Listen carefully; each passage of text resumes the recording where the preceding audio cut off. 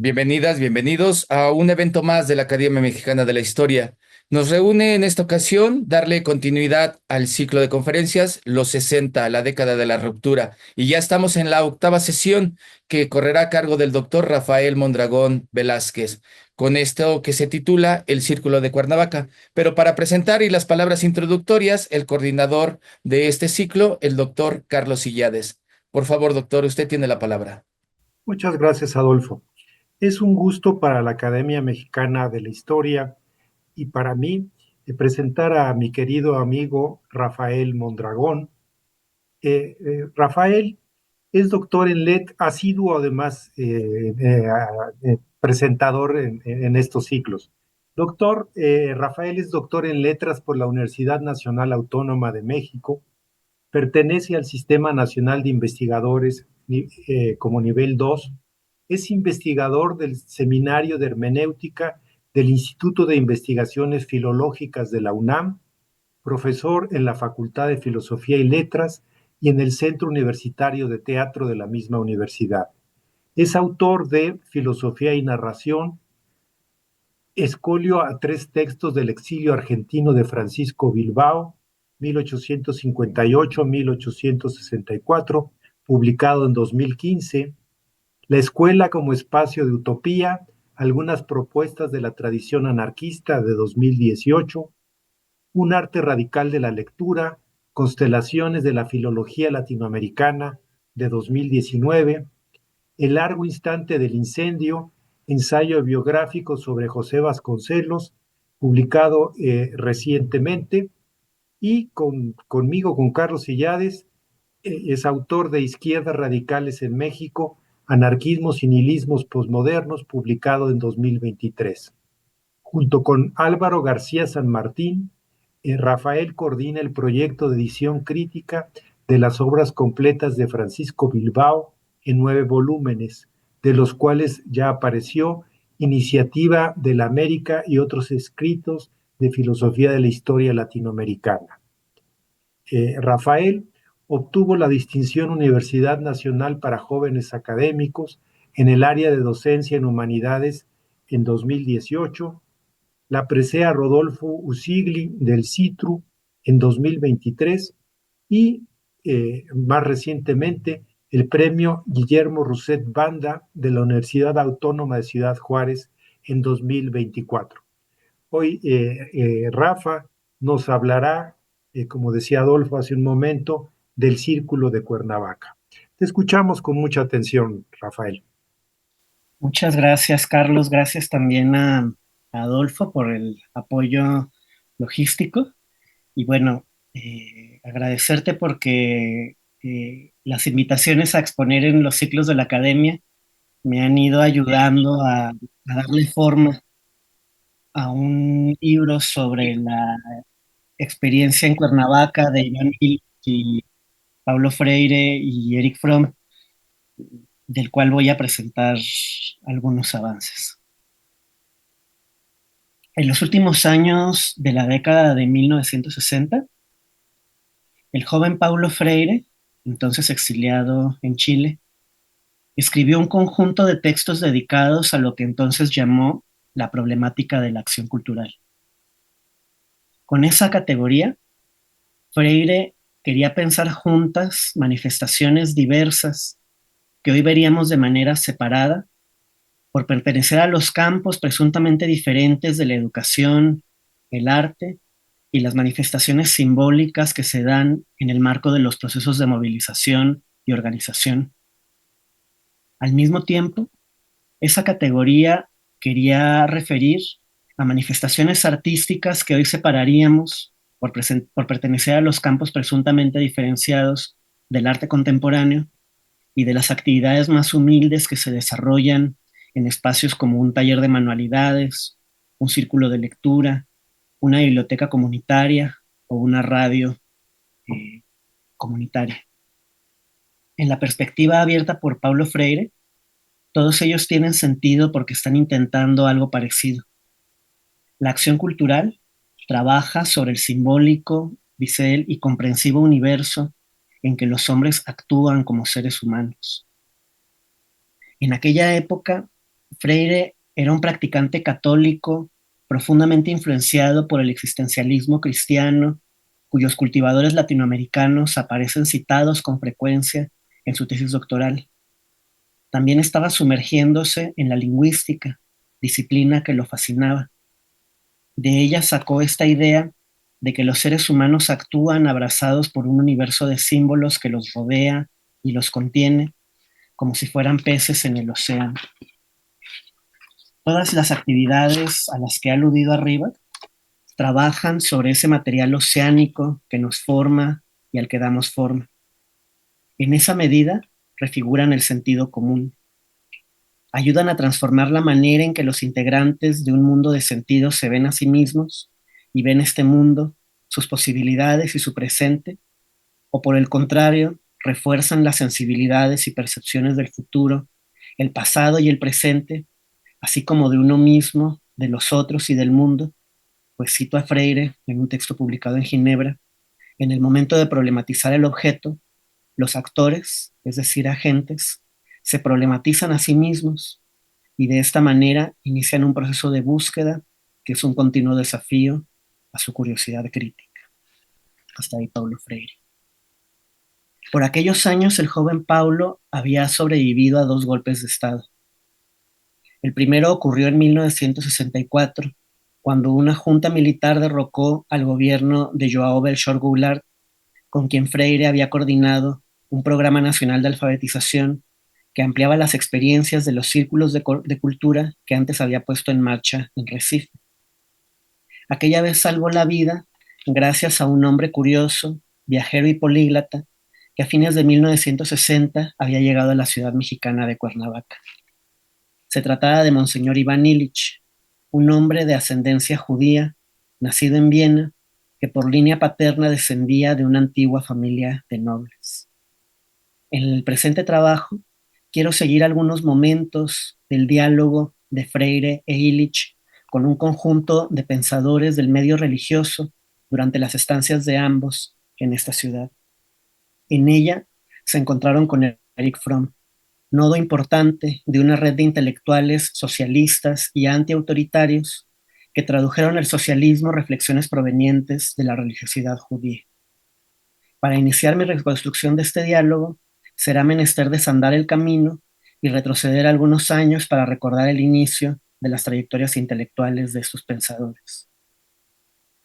Iván Illich tenía una inteligencia extraordinaria y, según su propio testimonio, durante la Segunda Guerra Mundial participó en la resistencia clandestinamente y estudió química, cristalografía e historia utilizando nombres falsos. Illich había sido preparado para convertirse en príncipe de la iglesia, pero todo cambió cuando se fue a Nueva York con la excusa de hacer una tesis postdoctoral sobre la alquimia en la obra de Alberto Magno. Entrevistas inéditas con sus amigos de Nueva York dicen que la razón por la que se marchó a Nueva York fue para cuidar a su madre, que junto con su hermana habían migrado a esta ciudad. Y para sorpresa de quienes lo recibieron, abandonó la carrera eclesiástica para sumirse en la vida de los migrantes puertorriqueños. Con ellos descubrió una profunda vida espiritual, desconocida por los propios sacerdotes católicos neoyorquinos, la mayoría de extracción irlandesa, que les daban misa sin saber siquiera español o conocer la cultura de Puerto Rico. Los sacerdotes católicos de Nueva York compartían los prejuicios de la jerarquía eclesiástica y del público estadounidense hacia esos migrantes que eran vistos desdeñosamente como extranjeros. Y voy a citar un texto de Illich publicado con el seudónimo de Peter Cannon, que habla de ese tema. Hablemos de José. Lo conocí un domingo cuando, durante la misa solemne de las 11, salí de la puerta principal de nuestra iglesia. Ahí lo vi entre otras 5 personas de cabello oscuro y piel de bronce. Desde lejos podía adivinarse su origen, que es el del 87% de todos los católicos bautizados en la ciudad de Nueva York, Puerto Rico. ¿Por qué habían venido a la iglesia pero se habían quedado afuera? ¿Habían entrado? ¿Estaban esperando la misa siguiente? Estaban todos de pie en un grupo pequeño y hablaban con letargo. Me acerqué a ellos y dije en español: ¿qué tal? El equivalente de nuestro hi, y lentamente se voltearon y comenzaron a observarme. Después de unas pocas palabras, sus ojos comenzaron a brillar. Antes estaban allí sin guardar relación con lo que les rodeaba. Sus trajes habían sido cortados de forma casi imperceptiblemente diferente que los del resto de los feligreses. Tenían una lengua diferente y mientras los demás asistían a la iglesia, ellos se quedaban afuera. Ahora, de pronto, a través de unas pocas palabras en español, parecían vinculados a lo que les rodeaba. Comenzaron a hablar. Todos venían de Moca, un pequeño lugar en las colinas de esa isla hermosa. Todos habían llegado a Nueva York apenas hacía una semana. Habían encontrado dónde estaba la iglesia y cuando la habían mirado, no habían podido creer que se tratara de una iglesia católica.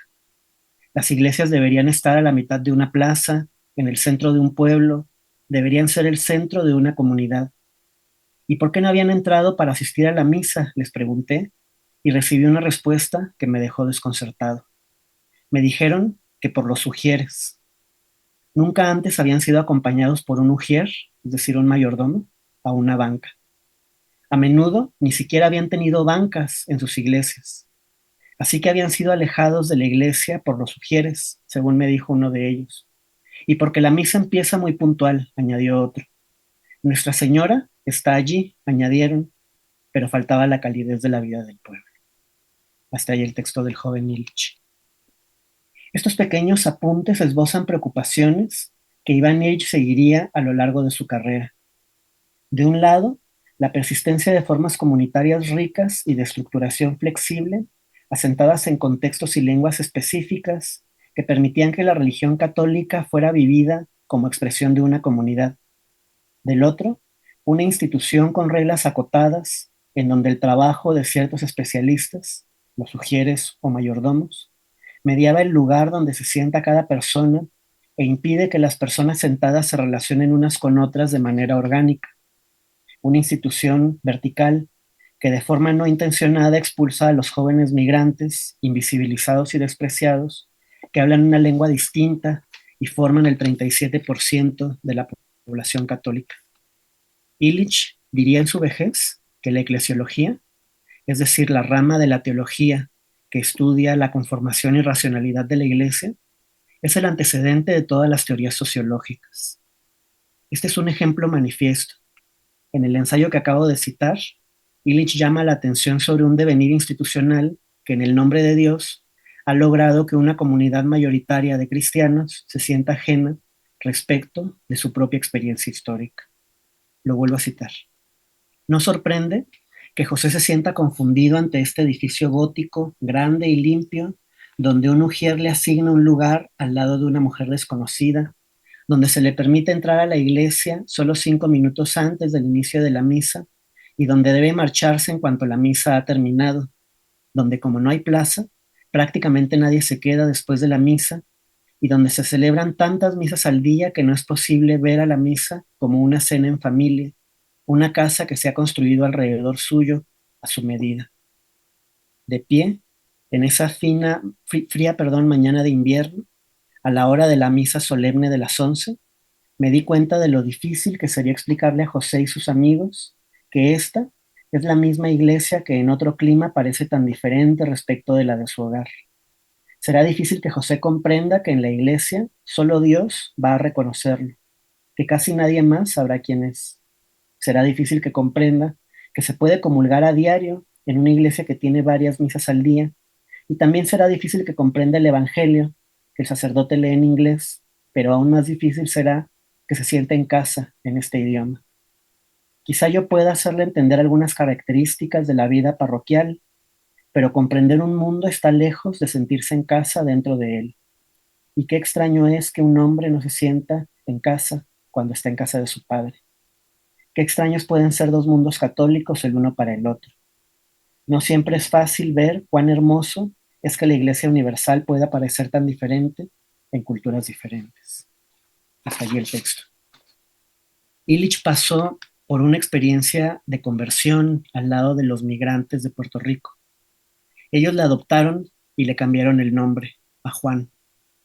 Gracias a ellos comenzó a pasar temporadas en la isla, de donde recordaría vívidamente sus domingos viajando a lomo de caballo entre parroquias apartadas, Sus recorridos hacia pueblos sin sacerdote estable, donde los habitantes lo esperaban masticando caña de azúcar alrededor de la parroquia, en cuyos escalones improvisaban fuegos para cocinar, su sorpresa por los perros que entraban y salían libremente del edificio, y por la naturalidad con que la gente conversaba mientras él bautizaba a los niños. Añade, durante la tarde me sorprendí por la respuesta que me dio el párroco, un puertorriqueño formado en un seminario estadounidense, cuando le pregunté si este comportamiento no era un poco irrespetuoso. Nuestra gente cree que Dios es su padre, me dijo, y quieren comportarse en la iglesia como lo harían en casa de su padre. Hasta ahí la cita. Fue tal el compromiso de Illich con esta comunidad migrante que el poderoso cardenal Joseph Spellman, impresionado con Illich, hizo que lo nombraran obispo en Puerto Rico, donde también fue nombrado vicerrector de la universidad. En la isla conoció a 3 personas que serían fundamentales en su vida posterior. El funcionario Everett Reimer, cuyas críticas a la escuela fueron el punto de partida para que Illich elaborara su teoría de las instituciones, el sacerdote dominico Gustavo Gutiérrez, quien reencontraría a Illich en Brasil y lo acercaría a las redes nacientes de la teología de la liberación, con quienes Iván Illich mantuvo una relación ambivalente, y el también dominico Lee Hoinaki, quien trabajaba con dominicos que querían emigrar, perdón, con puertorriqueños que querían emigrar a Nueva York y que después de abandonar el sacerdocio, acompañaría a Illich en el SIDOC en una cuidadosa crítica del progreso y las instituciones modernas. En 1960, la Iglesia Católica puertorriqueña apoyó la formación del Partido de Acción Cristiana. Los intentos de los obispos por influir en la política local llevaron a la amenaza de excomunión a todos los católicos que votaran por el gobernador Luis Muñoz Marín del Partido Popular Democrático. Iván Illich se opuso con fuerza a este intento de la jerarquía católica de influir en la política local por medio de excomuniones, lo que lo llevó a convertirse en un personaje incómodo, al grado que tuvo que abandonar apresuradamente la isla. En aquel tiempo, había comenzado a imaginar un centro intercultural de formación e investigación que tendría como sede Puerto Rico. Al planear su salida de la isla, imaginó continuar con mayor libertad dicho proyecto, con el apoyo de sus amigos jesuitas agrupados en la Universidad de Fordham. El lugar elegido por Illich para su nuevo proyecto fue México, en donde sin planearlo terminaría formando parte del vigoroso movimiento renovador impulsado por el obispo de Cuernavaca, Sergio Méndez Arceo, quien crearía las condiciones para que Illich sostuviera su nuevo espacio y para que eventualmente pudiera recibir en él al joven Paulo Freire. Me voy a saltar aquí la historia del episcopado de Méndez Arceo, que es bastante conocida. Illich trajo a Cuernavaca los aprendizajes de la experiencia de conversión que había vivido con los migrantes puertorriqueños en Nueva York. El amor profundo de Illich por los migrantes constituyó una experiencia que marcó el rumbo posterior de su vida. A través de ella comprendió que lo que usualmente era llamado evangelización había tomado la forma de una imposición violenta que despoja a la gente de sus capacidades espirituales y después materiales y destruye las condiciones para sostener la vida, volviéndolos dependientes de un sistema que los desprecia. Ese fue el modelo que la Iglesia Católica heredó al capitalismo y a las instituciones modernas. En los años sucesivos, Illich dialogó implícitamente con Marx y con Rosa Luxemburgo al ampliar las reflexiones de ambos sobre la proletarización y mostrar que dicho proceso también involucraba la desposesión de capacidades comunitarias para la autonomía, así como la colonización de la experiencia y la desposesión de los bienes comunes, definidos por el derecho de gente inglés como commons, es decir, ámbitos de reproducción de la comunidad. Este último tema se hizo explícito a partir de la publicación en 1971 del conjunto de ensayos a los que Illich le dio el nombre de la convivencialidad. En contraposición a esta imposición violenta, en los años de llegada a Cuernavaca, el joven Illich propuso una forma de acción eclesial que imaginó como una suerte de ejercicio espiritual que ya había comenzado a experimentar con los migrantes de Puerto Rico, así como en sus viajes por la isla. Y aquí quiero recuperar un par de cosas que compartí en mi conferencia de hace año y medio. El modelo de esta forma de ejercicio espiritual era la kenosis, el vaciamiento de sí mismo que realizó Dios cuando se encarnó en ser humano. En una serie de artículos publicados con el seudónimo de Peter Cannon, Illich hizo una crítica de la institución eclesiástica que partía de un cristianismo radical, centrado en esta noción de kenosis, tema fundamental de la tradición ortodoxa rusa y griega que el catolicismo romano había olvidado parcialmente. En la carta a los filipenses, Pablo dijo, y lo cito, que en Cristo Dios se vació de sí mismo, ekenosen, tomando forma de siervo y haciéndose semejante a los seres humanos. Hasta ahí la cita. La kenosis guarda semejanza con el simsum, el vaciamiento de la cábala luriánica. Constituye un momento de autolimitación que permite el nacimiento de la creación.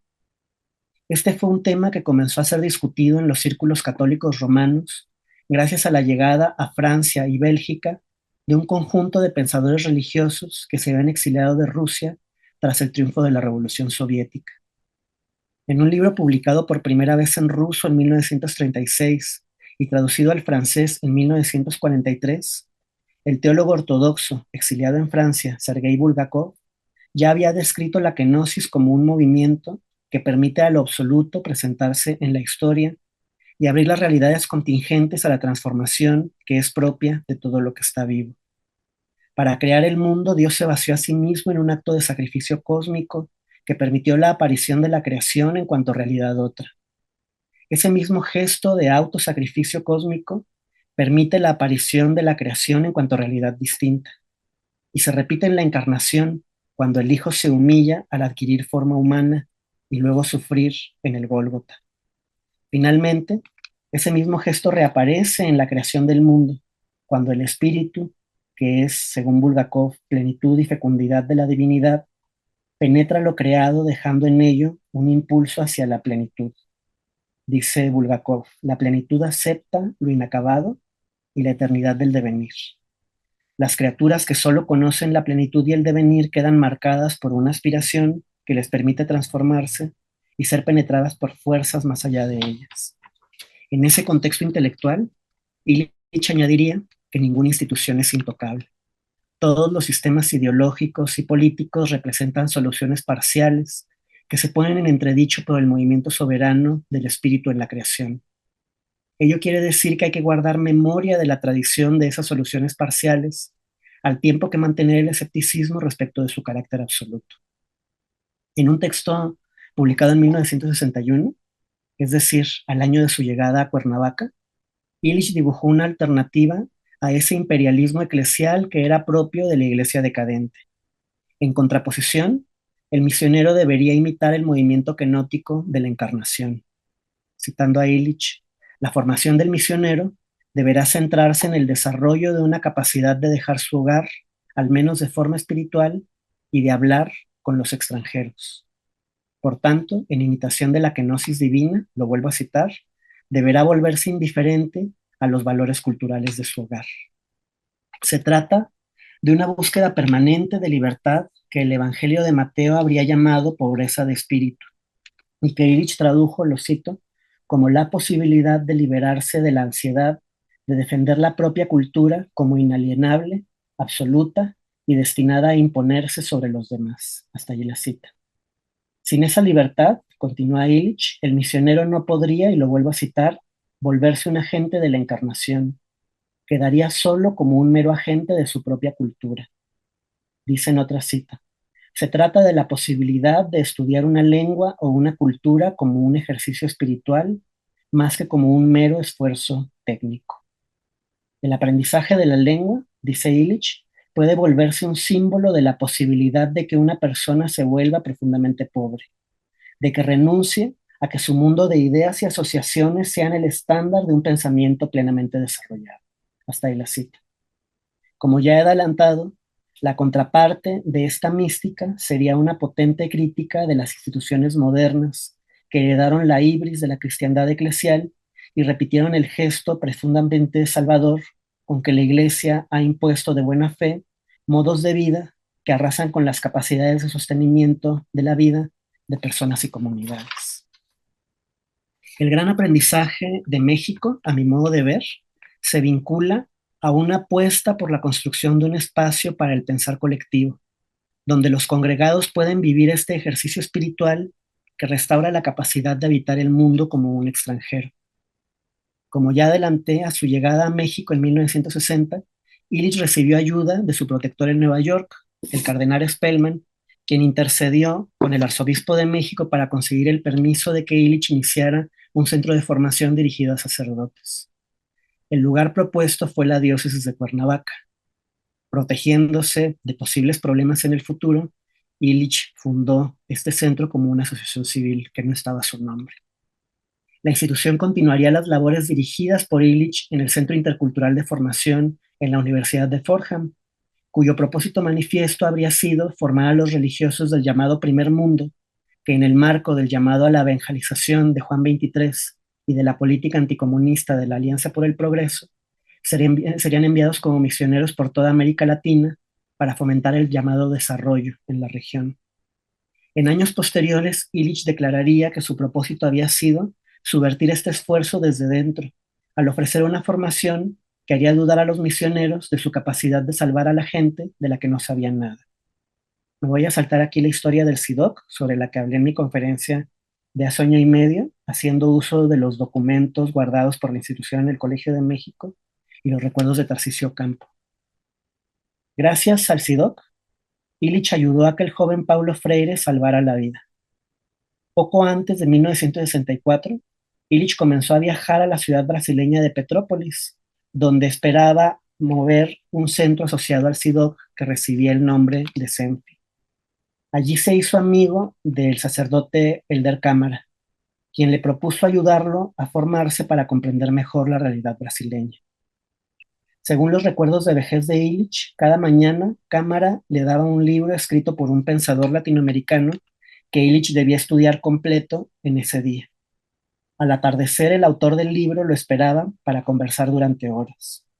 Así fue como Illich conoció a Paulo Freire y pudo acudir a salvarlo meses después, cuando Freire fue capturado por las fuerzas militares tras el golpe de Estado de septiembre de 1964. Y desde México, Illich movió a notables del orbe católico para interceder ante los militares.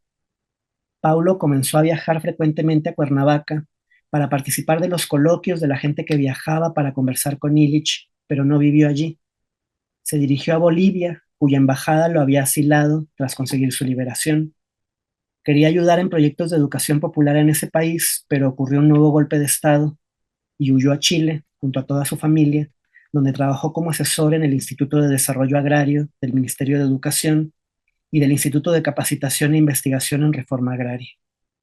Repartió sus labores con viajes a Estados Unidos para dar clases y colaborar con el Consejo Mundial de Iglesias, y a México para compartir sus avances de escritura. En esos años escribió el borrador de Pedagogía del Oprimido que Illich comentó en 1969. Ahora voy con Erich Fromm. Como puede verse, la acción cultural imaginada por Freire en estos viajes es crítica, no porque transfiera una ideología o un mensaje determinado, sino porque a través de ella las personas que participan recuperan el carácter indeterminado de la realidad. Un mundo cerrado recupera su carácter de enigma y se vuelve algo sobre lo que se puede actuar. Se vuelve posible un encuentro que convierte a aquel que lo inicia en extranjero para sí mismo, como habría querido Illich. Nos volvemos un enigma para nosotros mismos e incluso los demás, que antes podían ser clasificados como amigos o enemigos, pueden reaparecer como extraños con quienes establecer una relación marcada por la sorpresa, la pregunta y el diálogo. La manera en que Paulo Freire concibe la dimensión política de la acción cultural debe mucho a su lectura creativa del psicoanálisis y a la apropiación de algunos tópicos de la filosofía existencialista. En sus reflexiones también resuenan expresiones paradójicas del mundo religioso, como aquella de cuando soy débil, entonces soy fuerte, de la segunda carta a los Corintios, que implica una revaloración de la fragilidad como espacio político y llevará en años sucesivos a una puesta en entredicho de los valores heroicos y masculinizantes de la cultura de izquierdas tradicional.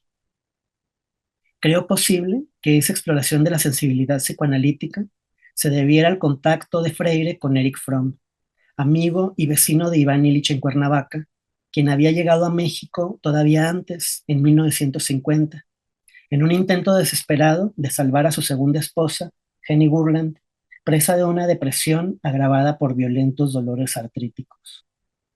Los médicos esperaban que los dolores amainaran gracias a un manantial de aguas termales cercano a la Ciudad de México, pero no tuvieron éxito.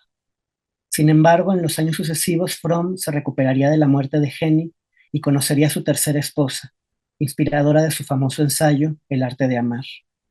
También se volvería un importante nodo de la red de intelectuales migrantes que comenzaría a reunirse en Cuernavaca y en difusor de sus reflexiones en el medio cultural mexicano. Muchos de estos intelectuales, tras participar en las reuniones de Illich, publicaron sus reflexiones en el Fondo de Cultura Económica. Yo creo, aunque habría que revisar con cuidado el archivo del fondo, que la mediación entre estos intelectuales y Arnaldo Orfila probablemente fue realizada por Fromm. Erich Fromm nació en Viena en 1950 en una familia judía. Su primera vocación había sido la de talmudista, como su tío abuelo Ludwig Krause, pero su padre se lo impidió. Sin embargo, esta vocación persistió largo tiempo y la herencia del Talmud pervivió incluso más allá de la pérdida de fe de Fromm, ocurrida en algún momento de la década de 1920. Fue gracias a la tienda de su padre que el joven Eric entabló amistad con Oswald Sussman, un joven militante comunista que atendía el negocio e inició al adolescente en la lectura de Marx. Durante la Primera Guerra Mundial, Eric observó con asombro cómo sus profesores humanistas y sus compañeros del liceo caían rápidamente bajo el influjo de un nacionalismo reaccionario y fanático, y fue perseguido por la repetición de esa experiencia a lo largo de su vida, que lo convertiría en un judío antisionista. En aquella misma época conoció al rabino Nehemías Nobel, líder de la comunidad ortodoxa de Frankfurt, socialista y estudioso de la Cábala. A diferencia de Fromm, Nobel era un sionista de izquierda. En muchos de los recuerdos sobre Nobel, reaparece como antídoto de las violentas certezas del nacionalismo de la época, una apertura y una flexibilidad que se ligan a una particular religiosidad no dogmática. Erich Fromm lo recordaría como un místico. En torno suyo se fueron reuniendo un grupo de jóvenes cuyos nombres luego se volvieron famosos. Entre ellos estaba el filósofo Franz Rosenzweig, el joven rabino liberal George Salzberger y los amigos de Fromm, Leo Lowenthal y Ernst Simon. Todos ellos quedaron profundamente tocados por su presencia. En un pequeño artículo escrito tras la muerte repentina de Nobel, Rosenzweig habló de su capacidad de dudar y de crear un pensamiento abierto, inspiración religiosa. Lo cito. La agudeza de las contradicciones de la vida humana permanecía intacta para él. Un enigmático preguntarse sobre la libertad humana, la existencia divina, la realidad del mundo, siguieron siendo para él enigmas que solo podía plantear y planear en la soledad de su estudio, sin poder responderlas, y para las cuales encontraba una respuesta y solución solo cuando se encontraba ante la muchedumbre en el púlpito de la sinagoga. Porque el secreto de esas cuestiones últimas es que solo conocemos su solución cuando nos la exigen, cuando nos la exigen aquellos que tienen derecho a exigírnoslas. Pero él fue lo suficientemente honesto como para que incluso en esos momentos más elevados en su vida y la nuestra, cuando la respuesta divina saltaba de los libros, no olvidaba y no quería olvidar lo que de su pregunta anterior había quedado sin respuesta. Nunca se declaró dueño de ese don divino que estaba llamado a repartir en aquellos momentos y del que luego haría alarde como si tuviera soluciones en sus manos. No las tenía, pero le fue permitido regalarnos algunas. Hasta ahí Rosenzweig. Estas fervorosas palabras explican por qué en su vejez Lowenthal recordaba cáusticamente el ambiente de este grupo como el de una especie de culto. Nobel y sus amigos imaginaron una asociación para la educación del pueblo judío. Salzberger y Fromm recibieron el encargo de diseñar el proyecto de una institución de educación judía gratuita, cuya dirección quedaría a cargo de Rosenzweig y al que después llegarían nuevas personas para sumarse al grupo. Entre ellas estaba el filósofo Martin Buber, inspirador junto a Rosenzweig del futuro de la institución, el precoz historiador de la Cábala Gershom Scholem y el rabino y filósofo Leo Baurek. Lowenthal recordaba esa escuela como una forma secularizada de la doctrina judeo-talmúdica. En 1919, Fromm se había mudado a Heidelberg con la excusa de estudiar Derecho. Pronto se pasó a Economía, donde hizo su tesis con Alfred Weber, el hermano del famoso sociólogo. Pero su verdadero maestro allí fue el talmudista Salman Baruch Rabinkov, un hombre amoroso, profundo y lleno de sentido del humor, cuya cuarto Fromm visitaba casi a diario para entrar en conversaciones que se alargaban durante horas y terminaban sin haber llegado a ninguna conclusión.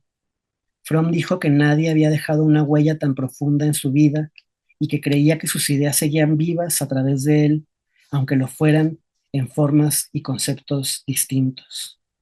Siempre atesoró la generosidad de Rabinkov, su libertad más allá de títulos académicos que no poseía, su capacidad de conversar con desconocidos, lo cito, como si uno estuviera continuando una conversación o una relación que siempre hubiera existido.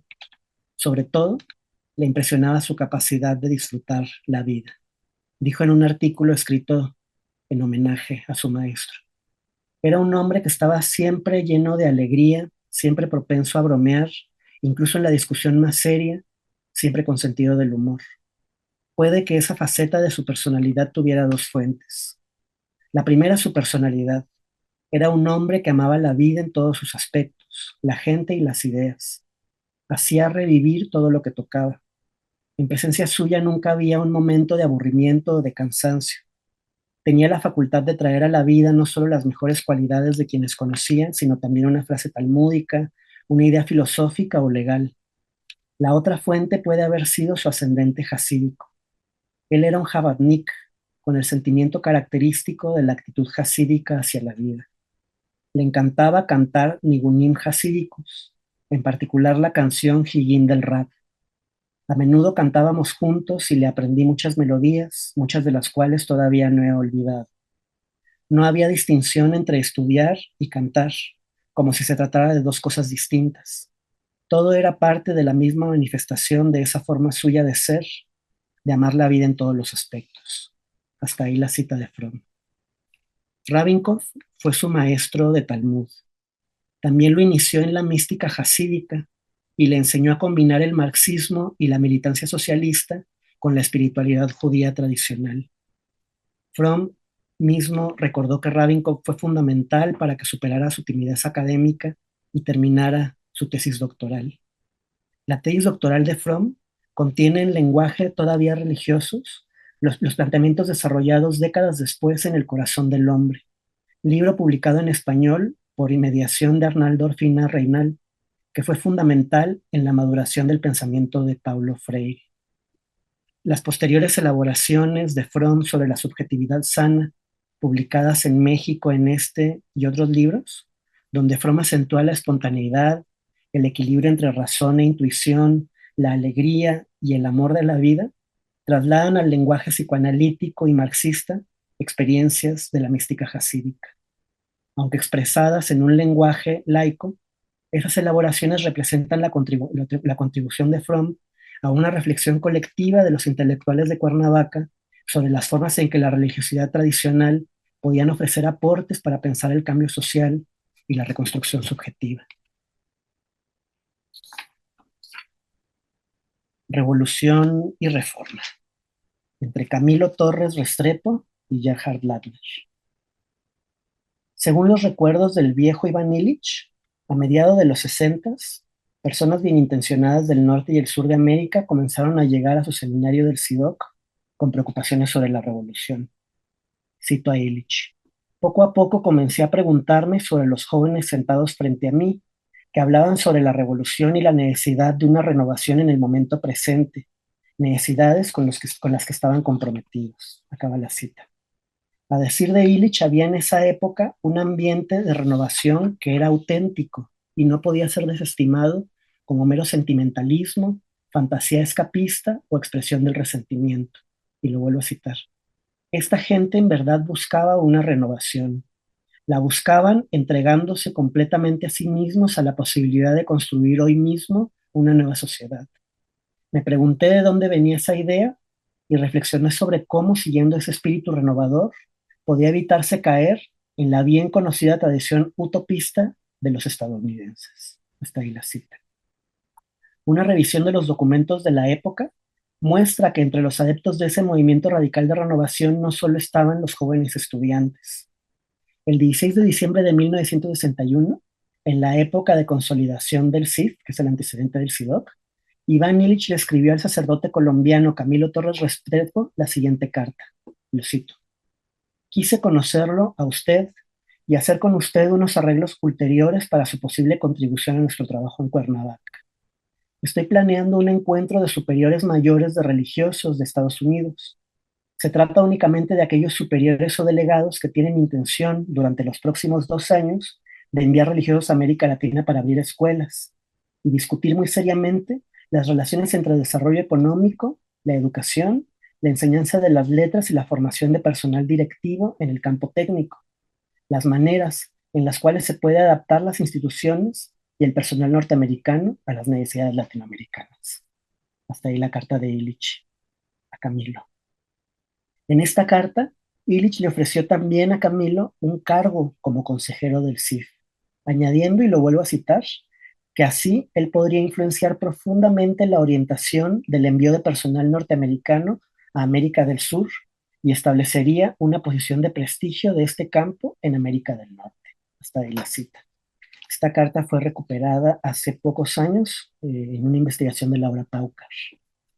De esa forma, Camilo Torres Restrepo entró a formar parte del Consejo Consultivo del CIF, junto a José Álvarez y Casa, integrante del Movimiento Familiar Cristiano, amigo de Sergio Méndez Arceo y posterior fundador junto a su esposa Luz María Longoria del Centro Nacional de Comunicación Social, CENCOS, que surgiría en 1964 como una sociedad civil encargada de difundir el mensaje del episcopado mexicano, pero que a partir del 68 rompió con el episcopado por su silencio ante la masacre estudiantil en la Plaza de las Tres Culturas.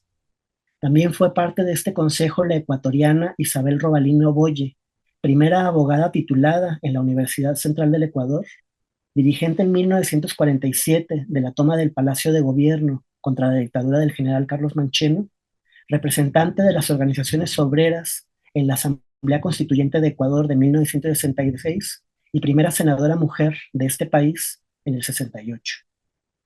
El mero recuento de la trayectoria de los miembros del Consejo Consultivo del CIF-CIDOC entre el 61 y el 68 da cuenta de una progresiva radicalización por parte de los integrantes del grupo. Ella explica las razones por las que Iván Illich comenzó a ser investigado por la Dirección Federal de Seguridad a partir de 1963. La participación de Camilo Torres en el CIDOC llevó a que el gobierno mexicano considerara a Illich un personaje peligroso a partir del año 65, y sobre todo en el 67, año que coincide con los ataques cada vez más violentos hacia Illich y Méndez Arceo por parte de los grupos católicos ultraconservadores en la prensa de México. Los papeles de la DFS muestran que estos grupos colaboraron activamente con los servicios de inteligencia mexicanos y que contribuyeron a proyectar sobre el Círculo de Cuernavaca una estela de prejuicios con los que se intentó dibujarlos como enemigos en el marco de las políticas anticomunistas de la Guerra Fría. Aunque el expediente sobre Illich en la DFS inicia el 28 de septiembre del 63 y tiene como primera preocupación el trabajo de Illich como asesor en el Concilio Vaticano II, Illich comenzó a ser visto como un personaje peligroso en el 21 de septiembre del 65. En la entrada de ese año, el investigador anotó equivocadamente y probablemente con alarma que Iván Illich era un norteamericano de origen ruso, lo cito, que dispone de grandes cantidades de dinero que le han permitido alquilar el Hotel Chula Vista, hasta ahí la cita, y realizar, lo vuelvo a citar, actividades de endoctrinamiento de la ideología socialdemócrata cristiana, con presencia ocasional de algunos intelectuales comunistas. El descuido y poco conocimiento del investigador se hace presente al dar los nombres de los integrantes del equipo de Illich, en su mayoría de forma equivocada, así como al señalar a los sacerdotes extranjeros Juan Luis II y Segundo Galileo, que en realidad se apellidaba Galilea. Aunque la gente no lo dice, estos dos sacerdotes acababan de llegar al país. Illich los había conocido en Brasil en una reunión informal organizada por Gustavo Gutiérrez en el CENFI, que fue muy importante para el inicio del movimiento de la teología de la liberación. El informe también señala que Illich ha invitado a México como profesor a Luis Alberto Sousa, del Partido Demócrata Cristiano de Brasil, y señala que Sousa acababa de salir de prisión por apoyar a grupos de guerrilleros en el estado de Paraná, y que ha prestado las instalaciones del SIDOC para la primera Asamblea Nacional de los Demócratas Cristianos y para la reunión de los presidentes latinoamericanos del Movimiento Familiar Cristiano. Año y medio después, el 17 de febrero de 1967, llegó la denuncia. El día anterior, el presbítero Joaquín Sáenz Arriaga había publicado un desplegado en El Sol de México titulado En defensa de la Iglesia Católica, que era un ataque contra Iván Illich, lo cito, quien pretendía destruir verdades y doctrinas tradicionales de nuestra fe católica, y que se había asociado, vuelvo a citar, con el marxismo cuya dialéctica usa para convertir a la Iglesia Católica en una superestructura, variable y variante, al servicio incondicional del mundo comunista. Hasta ahí la cita. El agente de la DFS conversó el 6 de octubre del mismo año con el ingeniero Anacleto González Flores, dirigente del Comité Pro Reivindicación de la Iglesia Católica, que había dirigido una carta al Papa denunciando al obispo Méndez Arceo. En su entrevista con el agente, González denunció a Illich. Lo acusó de ser marxista y protegido del obispo, de adoctrinar a clérigos norteamericanos para enviarlos a Centroamérica y Sudamérica, de publicar, cito, los escritos del cura guerrillero Camilo Torres, y de jactarse de tener relaciones, vuelvo a citar, con los grupos ideológicos y activistas del depuesto presidente de Brasil, João Goulart, uno de los cuales se encuentra en calidad de asilado político en Cuernavaca, Morelos, de nombre Francisco Julião, está mal escrito, ex líder de las ligas campesinas del Brasil y exdiputado general. Hasta ahí la cita. De hecho, según testimonios de Freire, Francisco Julião llevaba más de 2 años viviendo clandestinamente en el SIDOC. Illich había logrado sacarlo de la cárcel en la misma operación en que había rescatado a Freire, y se lo había llevado a México con la excusa de convertirlo en profesor del SIDOC. El 15 de mayo de 1967, Illich había publicado en la colección SIDOC Sondeos una amplia antología de los escritos del padre Camilo Torres para conmemorar su asesinato, ocurrido el año anterior. Ese mismo año, en el boletín SIDOC Informa, Illich publicó la primera versión de un ensayo llamado Las Sombras de la Caridad, que nosotros conocemos por su versión en inglés, The Seamy Side of Charity. En su primera versión, este texto incluía unas líneas dedicadas a Camilo Torres Restrepo que fueron censuradas a partir de la publicación de este texto en formato de libro. En ellas, Illich dijo que por su decisión de dejar el sacerdocio para dedicarse a la lucha armada, Camilo, lo cito, personificaba el poder de la renuncia. Hasta ahí la cita. Como hemos visto, este poder de la renuncia había sido dibujado por Illich en sus textos sobre la kenosis. Ahí también Illich denunció la complicidad de la Iglesia Católica en el asesinato de Camilo, aceptando el poder que los gobiernos le ofrecían a la Iglesia, con la excusa de que con él se podría ayudar mejor a la implantación del desarrollo. El catolicismo se había vuelto obligado a denunciar a Camilo, que encarnaba ese espíritu de renuncia que tanto se necesitaba para regenerar la institución. Este contexto de radicalizaciones, denuncias y discusiones sobre la vía armada hacia el socialismo puede ayudar a entender mejor la decisión de Illich de incentivar la reflexión sobre los orígenes de esa voluntad renovadora que veía actuando entre sus amigos y estudiantes. Según sus recuerdos de vejez, Illich pidió cada año a sus estudiantes que leyeran fragmentos de The Idea of Reform, libro de su querido maestro Gerhard Ladner, a quien había conocido en Fordham y que había publicado su libro en 1959, cuando Illich se preparaba para partir a México. Tanto Illich como Ladner pasaron su infancia en el rico ambiente cultural que sus familias cultivaron en Viena. Ambos también tenían en común una herencia familiar judía, que los llevó a una lectura particular del cristianismo. Ladner era 21 años mayor. Había nacido el 3 de diciembre de 1905 en una rica familia judía de Viena. El hogar de sus padres fue un centro importante de la vida cultural vienesa en los años anteriores a la guerra. Por él pasaban frecuentemente actores, cantantes, músicos y eruditos, y entre sus visitantes asiduos estaban Sigmund Freud, Arthur Schnitzler y Hugo von Hofmannsthal. Su conversión al cristianismo ocurrió en el año de 1933, y según las palabras confiadas a su amigo Hedwig Wolfram, ocurrió de la siguiente manera. Yo cito: después de que Hitler se había hecho del poder en Alemania y de que la democracia parlamentaria había sido destruida en Austria, yo ya podía prever el triunfo del nazismo y la pérdida de mi tierra natal. Así fue como sentí con fuerza el deseo de otro tipo de pertenencia y comunidad, una comunidad ya no política, sino religiosa. Hasta ahí la cita. El mismo Wolfram, cuyo discurso necrológico es la fuente principal para la reconstrucción de la vida personal de Ladner, añadió que su adopción del cristianismo no significó el rechazo de los libros judíos de la Biblia y que toda su vida trató de mostrar que el Antiguo Testamento era el fundamento del movimiento cristiano. La madre de Ladner murió en 1936, después de sufrir las vejaciones dirigidas a la población judía, que eran comunes en la época. Él y su padre decidieron exiliarse en 1938. Ladner tenía razones para temer por su vida. A su origen judío se le sumaba su condición homosexual, abiertamente asumida. Para protegerlo, el director del Instituto Austriaco para las Investigaciones Históricas, Hans Hirsch, lo nombró docente en dicho instituto justo antes de que los nazis se hicieran con el poder, con lo que tuvo credenciales institucionales para aceptar un puesto como profesor asistente en el Instituto Pontificio de Toronto y así escapar del país junto a su padre.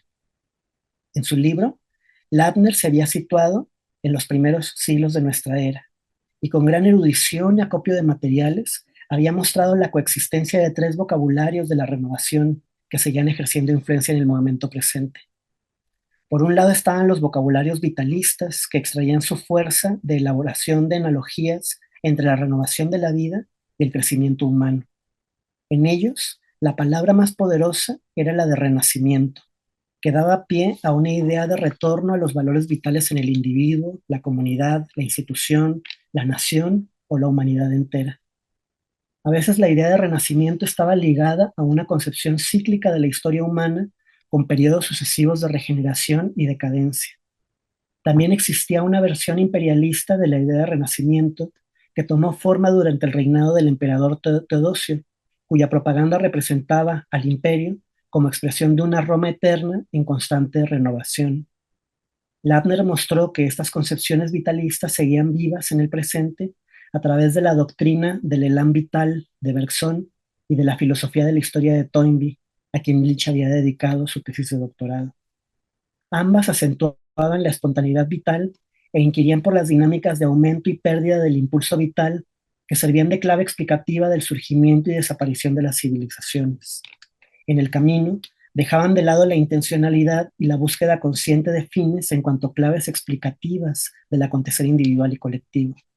Ello convertía el cambio social, según Ladner, en un fenómeno casi biológico, aislado de la consideración de factores éticos.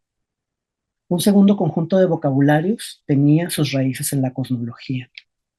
Ellos apuntaban a la recurrencia cíclica del movimiento de los astros y a partir de ellos postulaban la renovación total del mundo precedida por ciclos de destrucción completa.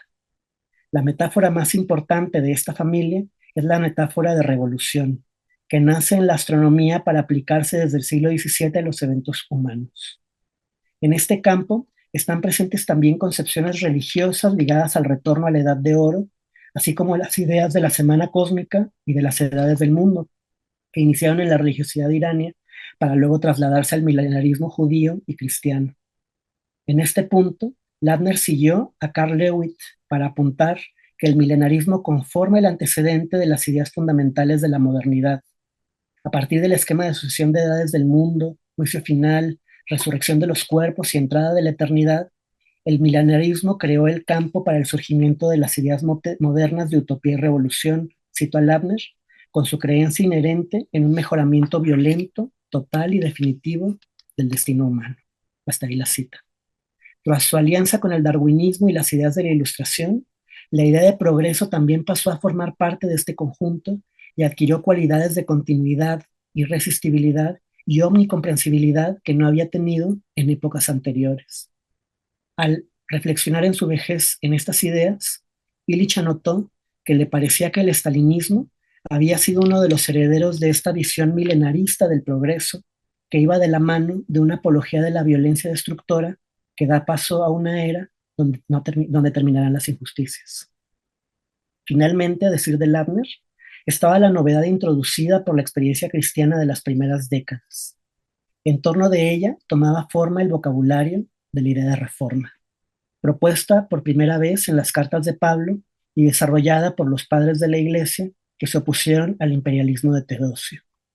Frente a la idea, de que el cambio social es necesario, que lleva consigo una anulación de la ética, que fue postulado en las concepciones vitalistas, la idea de reforma afirmaba que el cambio social es obra de sujetos humanos que transforman radicalmente su forma de vivir y a través de la metanoia o conversión comienzan un trabajo sin fin que se compone de acciones repetidas, constantes, libres, intencionadas, perfectibles y prolongadas en el tiempo, cuyo objeto es la reafirmación y prolongación de ciertos valores en el complejo espiritual material del mundo, al tiempo que un trabajo interminable sobre la propia constitución de la persona. La idea de reforma parte, por un lado, de la convicción de que la imperfección terrestre no es erradicable de manera absoluta, y por el otro, de que sí es posible una perfectibilidad relativa de nuestras formas de vivir en común, así como también de que los límites y extensión de dicha perfectibilidad no son algo que se pueda calcular desde el principio. A través de su ofrecimiento del libro de Ladner, Illich invitó a sus estudiantes del SIDOC a reflexionar sobre la historia detrás de sus afanes de cambio social, al tiempo que a considerar sus peligros. Como ya señalé, Illich alabó la opción práctica de Camilo Torres Restrepo, quien decidió dejar los hábitos para dedicarse a la lucha armada. Sin embargo, los señalamientos en el libro de Ladner explica la reserva crítica de Illich hacia los discursos radicales de izquierda. Ello significó para él una recuperación de los valores de la Reforma que en su concepción serían todavía más radicales que los de la Revolución. Y bueno, quería añadir algunas palabras sobre Paulo Freire y Fromm dialogando en el 67, pero yo creo que es mejor dejarle aquí para que podamos dialogar un poco. Muchísimas gracias. Gracias a ti, Rafael. Vamos a dar un momento para que empiecen a llegar las preguntas del público. Bien, escribe Mariana Cruz desde Oaxaca. Buenas tardes, doctor Mondragón. ¿Usted considera que lo que ocurrió en el Círculo de Cuernavaca fue una experiencia anticipada de epistemologías del sur o del pensamiento decolonial? ¿Cree que hay relación entre ese momento y las ideas actuales que hablan de descolonizar el conocimiento? Sí, gracias por la pregunta. Yo diría más bien que la reflexión desarrollada por el Círculo de Cuernavaca es una fuente a partir de la cual se construye tanto las epistemologías del sur como el pensamiento decolonial. Ya no lo leí, pero las experiencias que Freire desarrolló antes de su exilio y que fueron compartidas con el Círculo de Cuernavaca a partir de su viaje a la ciudad en 1967, dieron pie a un estilo de lucha social en donde la lucha social está mediada por actividades de investigación y recuperación de las experiencias y saberes de lucha de las propias comunidades y en donde la persona que impulsa dichas luchas se asume a sí mismo como mediador de este proceso de recuperación de, de experiencias y de saberes, más que como un agente de vanguardia. Este es un estilo, digamos, de movilización social que las izquierdas religiosas legaron a México y América Latina y sigue estando presente, y que va a ser la base, digamos, para el desarrollo de corrientes de pensamiento como la investigación-acción participativa y después de las epistemologías del sur, que podríamos decir son corrientes que, teniendo una tradición militante, se desarrollan sobre todo en la universidad. Tienen un componente académico muy importante. En la época en la que estamos hablando no son tradiciones académicas, son tradiciones desarrolladas en el marco de procesos de movilización. Me voy a permitir leer un testimonio de Freire respecto de lo que Fromm le dijo cuando Freire le mostró cómo eran estos ejercicios prácticos que que además Freire fue descubriendo un poco sin querer y guiándose a partir del trabajo de otras personas. Esta es una entrevista de 1984. Recuerdo cuando conocí por primera vez a Erich Fromm en Cuernavaca el año del 67. Tuvimos una hermosa conversación. Al inicio de ella, Fromm me miró y me dijo: por favor, cuénteme algo de lo que usted está haciendo. Así que me puse a hablar como por 10 minutos. Él me detuvo. Yo le dije: profesor Fromm, si todas mis audiencias fueran como usted, yo nunca me cansaría porque en solo 10 minutos usted ya sabe todo. Él me respondió: mire, Paulo, he pasado mucho tiempo esperando a un educador con quien soñara vivir esto. En último término, lo que usted está haciendo es psicoanálisis. El psicoanálisis de una enfermedad histórica y cultural y política. Hasta ahí termina el recuerdo de Freire y Freire comenta, y en realidad lo es. Este tipo de educación problematizadora comienza desde la experiencia de la gente para así poder llegar a la razón de ser de los hechos sobre los que se habla. Es en el análisis final una suerte de camino psicohistórico y cultural y político. Hasta ahí la cita. Entonces, por supuesto que esto que estamos platicando tiene que ver con el surgimiento de un estilo de investigar y de movilizarse que está vivo en el presente, yo diría no solo en las epistemologías del sur, sino también en muchos movimientos de derechos humanos y también en algunos ámbitos del zapatismo.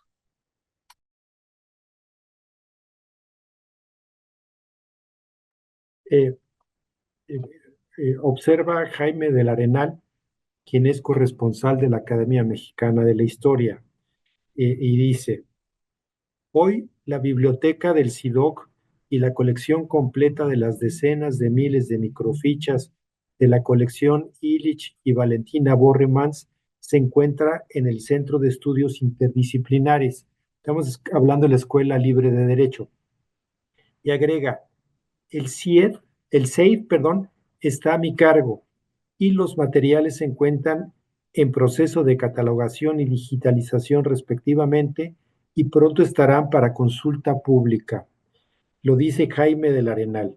Muy buena conferencia. Una pregunta: ¿quién financió económicamente al SIDOC? Es, es muy buena pregunta. Ahorita voy a responder muy rápido, pero nada más quiero señalar que los materiales para responder a esta pregunta están en los archivos de la Universidad de Fordham y fueron trabajados a mucho detalle por Todd Harch en un libro publicado en Oxford que se llama en inglés El Profeta de Cuernavaca, que es muy buen libro, pero tiene el problema de casi todas las investigaciones que se hacen en el norte sobre este tema, que es que no trabajan fuentes mexicanas. Y bueno, el financiamiento es conseguido por los jesuitas a través de la Universidad de Fordham y la red que ha ido construyendo Illich con jerarcas de la iglesia permite vender muy caros los cursos de formación a los sacerdotes y con eso tener un fondo con el que se financian las actividades. Pero ahorita estoy respondiendo de manera muy rápida, pero recomendando el libro de Harchen donde está el tema económico explicado a mucho detalle. Muy bien, un comentario familiar. Olivia Velázquez, en tu exposición aludes al inicio de la teología de la liberación. ¿En qué momento del SIDOC surge este movimiento? Es muy buena pregunta. Voy a dar algunos datos nada más porque tendría que desarrollar la respuesta con más tiempo. Eh, Diciendo, bueno, que en primer lugar, el reencuentro con Gustavo Gutiérrez en el CENFI, en el último viaje que hace Illich a Brasil antes del golpe de Estado, y como les decía, va de la mano de la participación de Illich en calidad de oyente de una de las primeras reuniones de la teología de la liberación, bueno, de los intelectuales que van a formar el movimiento de la teología de la liberación. Illich en su vejez se va a defender de su participación en esta reunión y va a mostrar su escepticismo respecto de los pensadores que ahí participaron, pero si uno ve las fuentes, lo que uno ve es que en la época no era tan escéptico respecto al tema porque a dos de las personas que participan en esa reunión, Juan Luis II y Segundo Galilea, Juan Luis II es uruguayo, Segundo Galilea viene de Chile, Illich los invita a trabajar al SIDOC.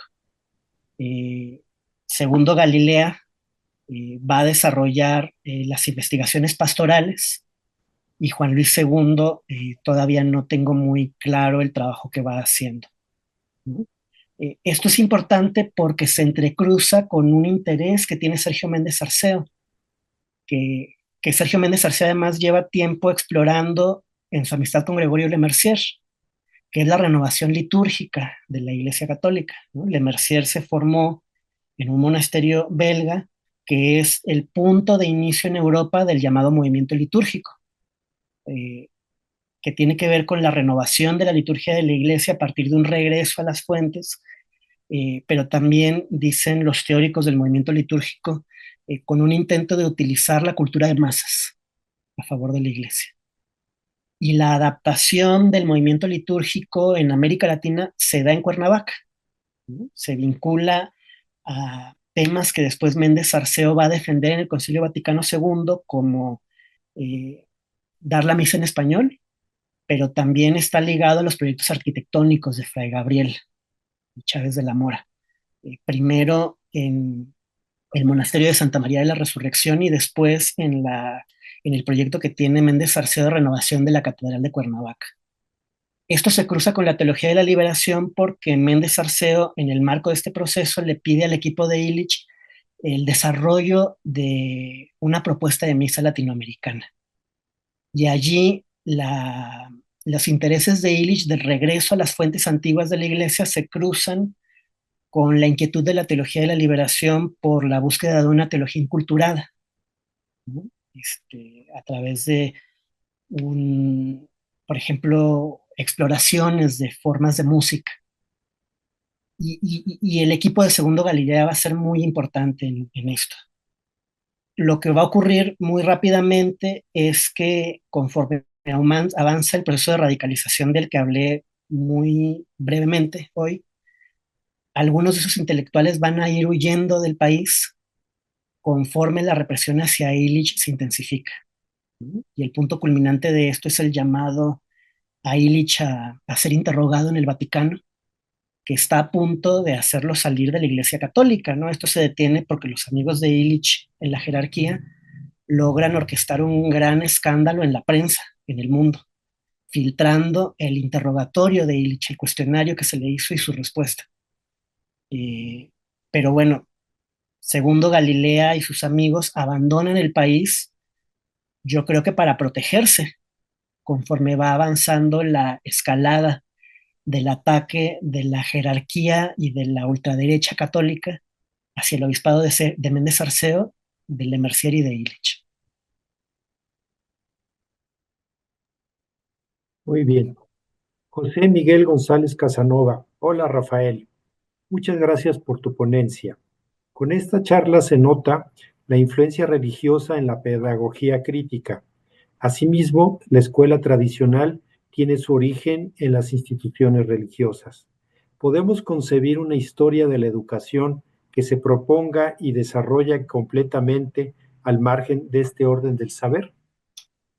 Pues yo creo que no, y añadiría, porque José Miguel lleva toda una vida tratando de cruzar las pedagogías alternativas con el arte contemporáneo, que estas discusiones son muy importantes para entender la historia del arte contemporáneo en América Latina, porque muchos de estos estilos, ¿no?, de juegos, de investigación, de visibilización y de documentación de saberes y prácticas iniciados por Freire, van a ser rápidamente adoptados por los artistas, ¿no? Por ejemplo, en el marco de la campaña de alfabetización en Perú, eh, por Augusto Boal, y al mismo tiempo por artistas contemporáneos como Luis Kapnitzer. Entonces, hoy hay muchos artistas que trabajan en calle, en territorio, en labores de organización popular que están mediadas por la construcción de piezas, que en sus prácticas también son herederos de estas cosas que estamos platicando. De hecho, por eso es que yo hace algunos años empecé a investigar el tema. Benjamín Juárez Echenique, coorganizador de este ciclo, te dice muchísimas felicidades, excelente presentación. Y Emiliano Reyes de San Cristóbal de las Casas, Chiapas, te dice, buenas tardes, doctor Rafael. Hoy hay muchas luchas como las feministas, las ecologistas o las que se defienden los pueblos originarios. ¿Qué cree que podrían aprender de la forma en que Illich, Freire y Fromm mezclaban pensamiento, vida cotidiana y espiritualidad? Pues no creo que el pasado ofrezca recetas, pero creo que puede inspirar y emocionar, y que puede ayudar a construir un horizonte más amplio para, para la capacidad de acción del presente. Todo ello sin convertir estas experiencias del pasado ¿cómo decirlo? En un repositorio como de santos laicos, ¿no? Porque no lo fueron. Y una primera inquietud que me ocurrió cuando empecé a trabajar estos temas hace algunos años, no es mía, investigadoras como Rosa Margarita Sánchez Pacheco han expresado inquietudes similares, era ver a primera vista como un pensamiento muy radical hecho por gente que buena parte de ella vivía en una situación de mucho privilegio, en el sentido de que tenían muy bien garantizada su forma de vida y que eran casi todos varones, ¿no? A propósito de lo que decía Emiliano sobre las luchas feministas. Es un primer intento que yo he tratado de hacer en mi reconstrucción de estos debates ha tenido que ver con relevar la importancia de algunas mujeres y de algunos varones homosexuales que están allí pero que no aparecen manifiestamente al principio. Aunque no fueran muchas veces quienes llevaban la parte fuerte del debate, estaban allí. Eh, la relación de Iván Illich con el feminismo es una relación muy problemática, ¿no? Este, pero bueno, eh, me parece que en este sentido los testimonios de Silvia Marcos, que va a llegar a principios de los años 70 junto con su pareja Jean Robert, justamente a abrir los temas del feminismo y del SIDOC, eh, igual que la presencia muchas veces ignorada de mujeres como Valentina Borremans, son muy importantes en el intento de construir una visión más matizada de este pasado que, como decía, no lo convierte en un pasado idealizado al uso, ¿no? de eh, nuestras inquietudes en el presente. Doctor Mondragón, ¿acaso Camilo Torres estuvo en el SIDOC? En este sentido, ¿qué similitudes y diferencias ve usted entre Camilo Torres e Iván Illich? Saludos desde Cuernavaca, de Marta Sánchez. Este, Mucho gusto, Marta. Es una duda que yo mismo tengo y que probablemente se pueda aclarar con los documentos que nos acaban de contar están siendo digitalizados en la Escuela Libre de Derecho. Lo digo porque los cronistas de Cuernavaca, los que yo consulté, en buena medida asumen que Camilo vino al SIDOC, pero yo no he encontrado todavía ningún documento que lo pruebe. Lo que sí hay es indicios muy claros de que tras el asesinato de Camilo, es Illich una de las personas que va a maniobrar a nivel latinoamericano, no solo a nivel mexicano, para que su memoria no decaiga. El primer libro escrito sobre Camilo, y esto lo dice el autor del libro, fue escrito eh, por petición de Iván Illich, quien además probablemente dio muchos de los materiales, de la misma manera que esta antología del SIDOC, que causa que Illich sea denunciado ante la DFS, es la primera antología importante de los textos de Camilo y sigue siendo una antología muy valiosa. Buenas tardes. Hay muchas preguntas. Nos dices cuando te canses. No, Buenas tardes, doctor Mondragón. ¿Cree usted que el SIDOC fue un ejemplo de espacio libre para pensar y dialogar sin jerarquías? ¿Existen hoy lugares similares, especialmente ahora que muchas universidades parecen cerrar espacios críticos? Lo dice Dalia Martínez de Hermosillo, Sonora. Eh, Muchas gracias, Dalia. Eh, yo creo, junto con Silvia Marcos y con Margarita Sánchez Pacheco, a quienes ya referí, que lo más importante del SIDOC está justamente en lo que acabas de decir, un intento de pensar libremente y en condiciones de autonomía. Silvia Marcos lo ha dicho muchas veces, el SIDOC es quizá el primer intento en México de construir un centro de investigación libre, no financiado por un partido político o por un gobierno, en donde se reúne gente a pensar de manera eh, libre y a realizar investigaciones que se vinculan con proyectos de cambio social. Y una cosa que hace falta hacer, aunque hay algunas investigaciones muy buenas que se han hecho, es un recuento pormenorizado de todas las personas que abrieron espacios de investigación en el SIDOC. Si se hace ese recuento, se podrá ver cómo este espacio para la investigación libre, en donde no hay un plan de trabajo estructurado, sino que hay un espacio para el pensamiento y quien quiere pensar pide que se le abra un espacio de investigación que construye sus propias reglas, permitió la llegada de mucha gente de la izquierda heterodoxa, de las izquierdas heterodoxas de México. Por ejemplo, Eberto Castillo tuvo un espacio de investigación en el SIDOC, como mucha gente más. Eh, Repito, ¿no? Esto no significa que haya que idealizar el pasado, porque el pasado pues es construido por seres humanos, igual que el presente. Al mismo tiempo que esta es la expectativa, hay muchos testimonios, por ejemplo, Berrigan, el extraordinario jesuita norteamericano practicante de la desobediencia civil, que vino al SIDOC un tiempo, que habla, bueno, pues de la humanidad de las personas que dirigían en el centro, que a veces implicaba una cierta eh, dificultad para escuchar, una manera de conducir los seminarios que privilegiaba a los amigos respecto de los desconocidos, ¿no? Eh, Cuestiones que me parecen completamente normales, ¿no? Nada más lo digo porque el proyecto del SIDOC es de tal belleza y de tal fuerza y es tan distinto respecto de otras cosas que se hacen en la época que muy fácilmente puede llevar a que quienes investigamos el tema pasemos por el alto estas mediaciones humanas que son condición de posibilidad del proyecto. Añadiría que otro tema que habría que desarrollar, y me parece que allí las investigaciones colectivas conducidas por Elías González ya están ofreciendo muchas luces, es el papel que tiene el pensamiento del SIDOC en la formación de las universidades interculturales de México, a través de Gustavo Esteva y de Jaime Martínez Luna, ¿no? Gustavo Esteva, digamos, desarrolla en una cierta perspectiva el pensamiento de Illich sobre la escuela, y Jaime Martínez Luna es más bien un pensador con un pensamiento propio muy poderoso, pero el desarrollo de su pensamiento implica un diálogo que yo creo que es muy creativo con el pensamiento del SIDOC.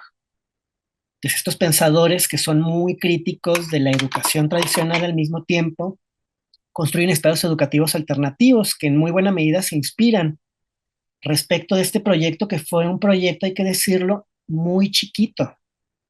Los libros publicados por el SIDOC, quienes los han trabajado lo saben, o sea, están producidos de forma muy artesanal, rondaban los 320 ejemplares, ¿no? Pero es un ejemplo de que algo chiquito y bien hecho puede tener un valor modélico que implica un impacto que va mucho más allá del lugar en el que se hace.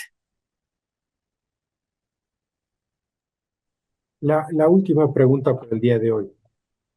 Daniel Escoto, ¿cómo dialogan esta intensa actividad filosófica en la Cuernavaca de Méndez Arceo con la arquitectura de la ciudad en el periodo, lo que hacen Chávez de la Mora, Geritz, de Robina, etcétera? Saludos y felicidades, querido Rafa. Daniel, qué gusto estar aquí contigo. Es una pregunta que, bueno, Daniel Escoto, quien no lo conocen, es un investigador no escolarizado extraordinario y al mismo tiempo un gran artista. Y creo que la pregunta que Daniel hace está muy en la línea de sus propias investigaciones, que han desarrollado historias del arte contemporáneo de México poco conocidas y sus vínculos con la política. Eh, el tema que tú planteas es muy, a mí me fascina mucho, estoy tratando de escribir sobre él, pero es un tema del que habría que escribir más. Eh, Me parece que Fray Gabriel, que es uno de los grandes arquitectos de América Latina, es pionero no nada más en llevar a la práctica muchos de estos planteamientos en su obra arquitectónica, sino sobre todo en construir proyectos arquitectónicos que impulsan la escritura de esta teoría. O sea, no es que Fray Daniel aplique las teorías del SIDOC, es que él primero construye objetos arquitectónicos extraordinarios y a partir de esos objetos la gente se inspira y escribe. Así es por lo menos como yo lo veo. Y me parece que los planos y las fotografías de Santa María de la Resurrección y de los proyectos para la renovación de la Catedral de Cuernavaca en ese sentido son muy importantes.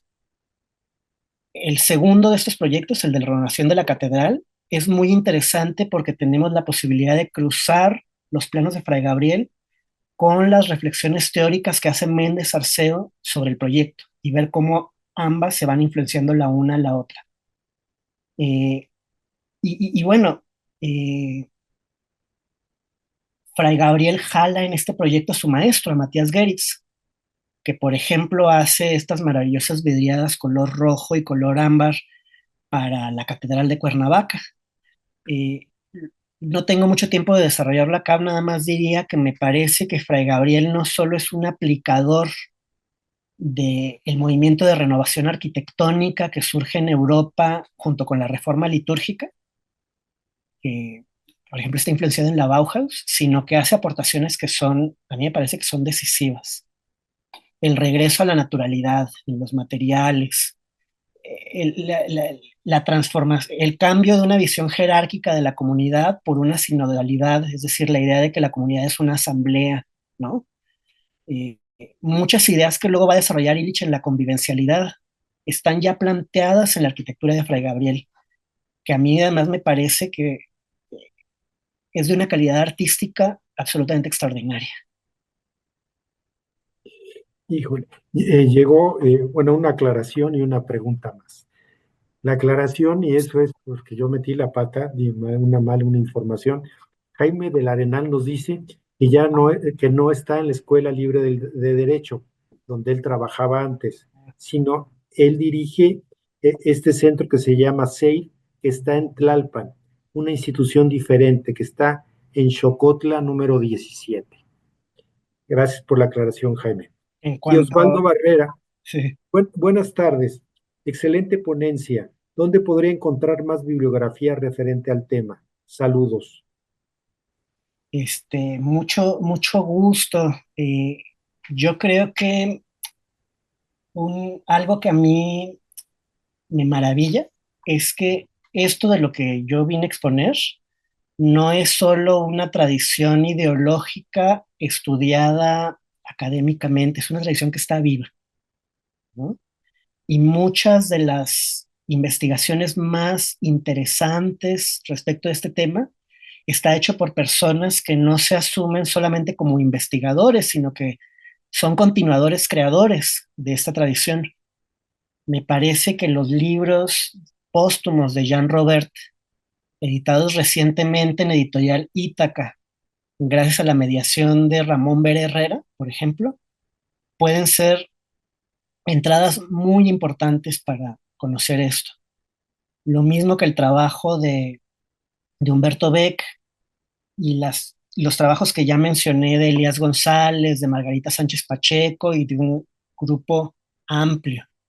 Muchas de estas personas siguen desde hace décadas cultivando la práctica iniciada en el SIDOC de las reuniones semanales para estudiar y crear juntos, que inició Illich, continuó Jean Robert y hoy continúa Silvia Marcos con el apoyo de una mujer a la que le tengo mucho cariño, que es Alicia Dorantes Camacho.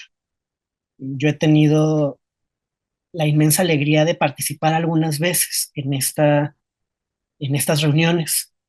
Eh, Y bueno, está Márgara Millán, en fin, hay mucha gente en Cuernavaca que sigue continuando con esto, y a ellos se podrían añadir escritos más de corte académico, como el que ya cité de Thor Harch, y los dos libros de Johnny Gelmo Saldívar, un investigador joven del País Vasco, que son muy buenos. El de Johnny Gelmo, sobre todo en su trabajo de las fuentes del SIDOC en el Colegio de México, es muy bueno, y el de Todd Harch permite ver los nexos con el mundo norteamericano de Illich. Bueno, otro comentario y no sé si estés agotado, Rafa, hay otra pregunta. ¿Seguimos? Bueno, Sí, Jaime del Arenal dice, de pena constatar el estado en que recibimos la espléndida biblioteca del SIDOC, pero la rescatamos. Y dice, felicidades a Rafael, a Carlos y a Benjamín, excelente sesión. No, felicidades a Rafael, nosotros lo único que hicimos fue invitarlo. Raúl Rodríguez Montante, saludos desde Mérida, Yucatán, al doctor Mondragor que queremos tanto. Durante los últimos 20 años de su vida, Iván Illich sufrió un proceso cancerígeno de tumores en la cara que, en congruencia con su crítica a la medicina institucionalizada, se negó a tratar con métodos profesionales, entrecomillado. Practicó, en cambio, técnicas terapéuticas de mediación y yoga. Los últimos años fumó opio como analgésico para mitigar el tremendo dolor causado por el tumor. En una fase inicial de diagnóstico, le dieron una esperanza de vida de apenas algunos meses, pero llegó a sobrevivir casi 20 años más, haciéndose cargo él mismo de su enfermedad en una relación de sereno y estoico cristianismo. ¿Qué opinión tiene usted sobre ese método de curación? ay, Saúl, muchos saludos a ti, a tu familia, a Consuelo, a tus hijos, a tu nieta. Pues es una pregunta de contenido existencial muy, muy fuerte, ¿no? Hace año y medio, cuando por invitación de Carlos presenté otro avance de esta investigación, que era un libro que yo estaba escribiendo cuando enfermé de COVID largo, llevo año y medio más o menos enfermo, una enfermedad que afectó mi cerebro y que me dificulta escribir. Esto es lo primero que logro escribir en mucho tiempo. Eh, Decía que, a mi parecer, el pensamiento del Círculo de Cuernavaca es un pensamiento que adquiere su potencia del hecho de que no se trata solamente de un pensamiento hecho desde el punto de vista de planteamientos y de ideas. Los planteamientos y las ideas son lo que queda como síntoma, digamos, de un trabajo de experimentación existencial, ¿sí? La gente se reúne en colectivo para probar cosas en su vida, para vivir cosas. Y en la medida en que las vive después, a veces las comunica, ¿sí? Y eso involucra un problema porque las formas de comunicar ese pensamiento no se acomodan totalmente a lo vivido y no todas son formas que se comunican en el formato del libro. Los libros de Illich, por ejemplo, son huella de una actividad de palabra escrita y oral que es mucho más poderosa, como pasa también con Jean Robert, como pasa con la propia Silvia, ¿no? Cuando uno empieza a trabajar los textos, lo que se da cuenta es que un texto tiene muchas versiones. Por ejemplo, el ensayo The Simi Side of Charity, ya les conté, pues tiene varias versiones, y en la primera de ellas, que se publica en el SIDOC, está el tema de la lucha armada, que luego desaparece. En otro ensayo que no alcancé a comentar, eh, sobre el hombre epimeteico, hay un párrafo muy importante que en su primera versión aparece y que después es borrado, que da cuenta de los diálogos de Illich con Fromm para la construcción de su teoría de la tecnología, ¿no? Y entre los amigos se circulan muchos textos que no, que son transcripciones de conversaciones, fragmentos de cosas no terminadas, ¿no? Eh, lo cual vuelve muy difícil saber cuál es el texto definitivo o qué quiso decir en términos muy claros una persona.